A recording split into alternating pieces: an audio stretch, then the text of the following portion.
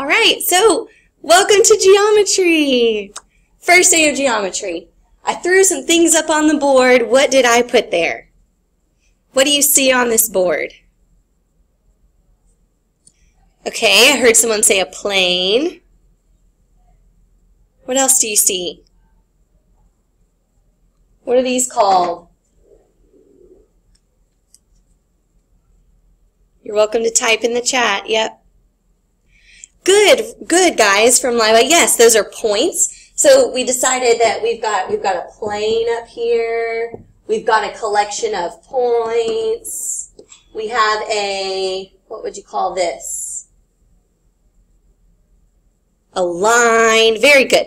So these are what we call the three basic undefined terms of geometry. We'll talk later about why they're undefined. But a point is simply a location in space. It's a location. It has no size. It has no dimension. It's 0D. Isn't that kind of weird? Did you know that there was 0 dimension? So this one's 0 dimensional. Then there's a line. The arrows are very, very important on the line. And a line will go on forever in opposite directions. A line is really a collection of points. We'll talk more about that later. But it's a series of points that extends into opposite direction. So that's 1D. It's a one-dimensional geometric term. And then we have our nice plane there. Hopefully that looks like a flat surface that goes on forever in all directions. And so that is 2D. So we have 0D, 1D, and 2D. These are our three basic geometric terms. So that's just like a, hey, here's kind of what geometry is going to start off about. Let's move on and, oh no, it's not showing up. So just a little bit about me, because it's kind of nice to know a little bit about the person teaching you every day. I have 3 daughters. That's their picture, Hallie, Annabelle, and Caroline. And Hallie and Annabelle go to Gleason Elementary. They are in kindergarten and 1st grade, and then Caroline is in preschool. That's a picture of my husband and I. We've been married for 9 years. I'm class of 2007. I went to Texas A&M. Whoop! I love teaching. I've been a Cy Falls Eagle for, this will be my 9th year of teaching, and I've been teaching geometry the whole time. So I love geometry. I never want to leave geometry. I love sharing my passion of geometry with students. So hopefully some of that will trickle on to you whether you love geometry or not this year. Ways to bribe me? No, just kidding. But I do love coffee. I love Starbucks, but any coffee. I'm not picky. I love eating healthy, running, and that's hard to see right there. And I love growing deeper in my faith. So that's a little bit about me. A few goals that I have this year that hopefully I can hold myself to is I really do try to make math fun. I know that math can sometimes be one of the boring subjects or whatever, but my goal is anytime we can make it fun, anytime I can use technology, anytime we can do hands-on things, I'm going to take the opportunity to do it. So I hope I make it fun, and if nothing else, I hope I just pretend like something really boring is really fun, because that's what I try to do, because then hopefully we don't get bored, because when we're bored, we don't learn. My next goal is to challenge you. And I know that all of you are super smart, but we're all at different levels. And so I hope at some point during this year, I am challenging you. And if I make you feel frustrated, then that makes me happy. Because when you're frustrated, it means you're working through a problem. It means you didn't know the answer right away, and it means your brain is changing and you're learning. So I know it's weird for me to say I hope I frustrate you, but I hope I frustrate you, because it means you're growing and being challenged. I do want to get to know you, and I already talked about that, and I hope that when we have some downtime, you can tell me what's going on in your life, and you can tell me about your clubs, and you just totally tell me whatever you want so I can get to know you better. And then finally, I do want to make sure I'm fair and consistent. If I bump one person's grade, then I bump everyone's grade that was that number. If I give the opportunity for extra credit to one student, I'm going to give it to all students. And so hopefully you'll find that I don't play favorites and that I am fair and consistent with all of my students. So those are things that are really important to me. As far as supplies go, every day you need a pen, a pencil, and some notebook paper. Sometimes a pencil is good because we know we might be making mistakes, but sometimes a pen is good because we don't want, all those pencil smudges, and we know that we're writing something down like notes where we want to be able to look at this again and again, and we don't want it to get smudged or erased. So pens, pencils, and paper are totally important. This is what's called a protractor. Do y'all know what this measures? What does a protractor measure? Angles, very good. This is a compass. So when I say compass, I don't mean north, south, east, west. I mean that kind of compass, which you will need to go by. A compass draws circles, and that's all you need to know about that for now. And then a calculator. Very, very important. So you might want to put these two things on your list to go buy the next time you're at Target, Walmart, Walgreens, because you will need those two things. Okay, very important. I see you're doing your math homework in pen. I too like to live dangerously.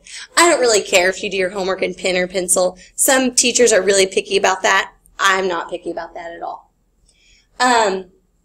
You guys don't need to worry about this, but my students are giving me tissues, dry erase markers, and AAA batteries to be able to use the calculators. So as far as calculators go, there's two basic ones. There's a million out there, but there's a scientific one that costs about $9, and there's a graphing one that costs about 10 times that. But if you're going to be going into upper level math, pre-cal, calculus, beyond, you're going to probably want to invest in a graphing calculator if you have not done so already. So those, you can get them on sale, back to school sales, and they're not going to be more than $89. And then those scientific ones, if you can't afford the graphing one, will work for almost everything we do as well. Okay? Graphing ones are great, but scientific ones will work for most of the things we do. You can also find some calculators on the internet if you don't have either. Okay? This is my tutoring schedule for my students at Cy Falls. We take turns tutoring. But if you ever do need tutoring for my distance learners, you just let me know the day and I can sign in after school and we'll arrange a time on that, okay? Here is your grade breakdown, all these lovely things that you hear in all your classes, and you're like, I've heard 5 different grade breakdowns. It's just going over my head by now. But the big deal is right here. Tests are half your grade. They are half of your grade. So those tests are a big deal. We normally have 2 assessments at 6 weeks and 2 tests at 6 weeks. So you've only got 2 shots and they are 50% of your grade. So how are you going to be ready for those tests? Well, it's by doing all of the daily work. So even though daily is worth 20, that's deceiving. Because it's really worth more because those daily grades get you ready for your tests. And when you do well on your test, then your grade will reflect that. If you do not do your homework, you shall not pass. I love that picture of Gandalf. Anyway, so homework is literally the key to success in this class. If I could hand you a key and be like, this is how you will make an A, that key would say homework on it. I don't grade homework, and that's a big difference probably from middle school and other high school courses. I do not grade your homework. I'm not going to ask you to turn in your homework. You're going to do your homework, and then you're going to check the answers the next day in class, and then it's yours to keep and to study. I do grade quizzes, which are daily grades, but I don't grade homework. So this is you being a grown-up, responsible student and being like, I know she's not going to grade this, but I know I have to do this to keep my A in the class. For most of you. Now, some of you, you'll be the exception to the rule, but we're just not going to talk about you. All right. Did we do anything while I was gone? No. We just stopped class to mourn your absence. I love when students say, I was gone yesterday. Did I miss anything? Well, yeah, you missed something. You know, it wouldn't be a good course if you were gone one day and you absolutely didn't miss anything. So make sure on my website that you're using the calendar and you're using the recorded lessons to see what you missed. Calendar and recorded lessons. So that doesn't apply to you because that's when someone's gone, they'll find their makeup work. Your facilitator at your school will have your makeup work. Texting during class. I love adding to my cell phone collection.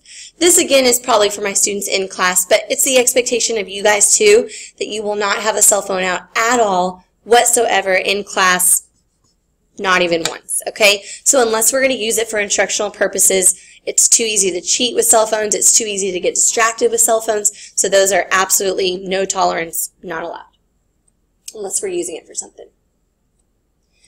I do have some pet peeves, but once again, these probably just apply to the kids in my class. Calling me Miss is a pet peeve because I have a name, so calling me Miss Tanton would be awesome. This won't happen to you guys either, but when class is almost over and they all go gather by the door, it hurts my feelings because it makes me think they just can't wait to leave my class. So don't log out of the computer until we are totally done with instruction, unless you just have to go. And then obviously, if you are not paying attention or doing other things while I'm presenting a lesson, that's kind of disrespectful. So those are my pet peeves. All right, now let me introduce you to your new best friend. That's my website. So I want to make sure you know how many things are on this website and how important it is. So there is a tab called Geometry K.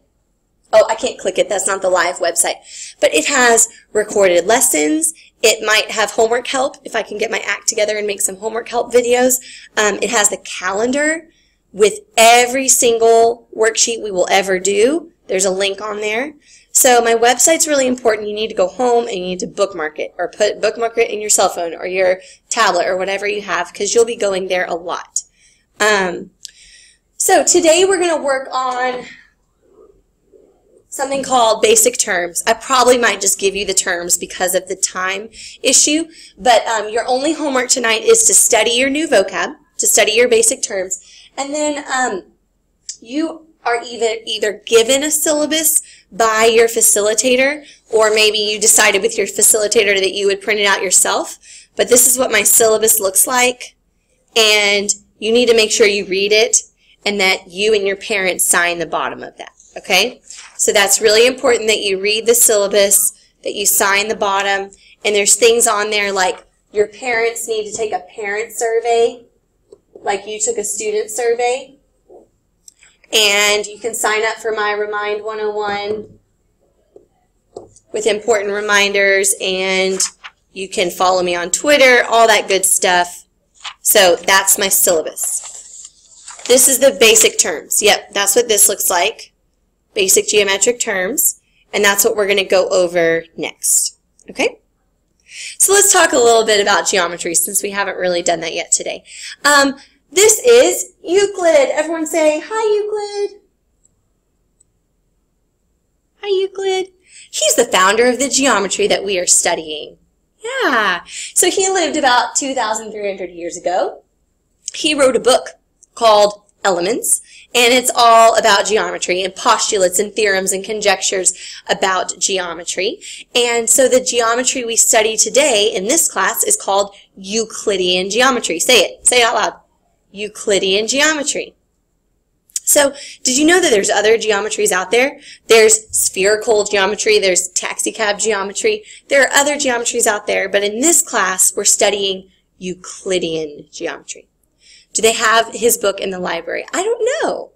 But you can find his, it was a collection of papers, really, called the Elements. Anyways, notice that the three things we talked about at the beginning of class, we quoted Euclid on those, but the wording made sense to him back then, but doesn't make as much sense to us now. But here's what Euclid actually said about those three things. A point is that which has no part. Go figure. A line is a breadthless length. That just means it's not 2D, it's just 1D. And then a surface is which has length and breadth only. So it doesn't have a height, right? Like a plane just is 2D. It has a length and a breadth, but not a height or whatever word he would have used. So this is him talking about point, line, and plane. And point, line, and plane are the three what we call undefined terms of geometry. Have you ever had a teacher say, okay, describe to me what this word means, but you can't use the word in the definition? You know what I mean? You need certain words that you use to define other words. So these are the words, they're like the building blocks of geometry. Think of it as our foundation, and everything is going to build on top of these. So these words, they're called undefined terms because these terms define other things. So just some real world examples as best as I could do.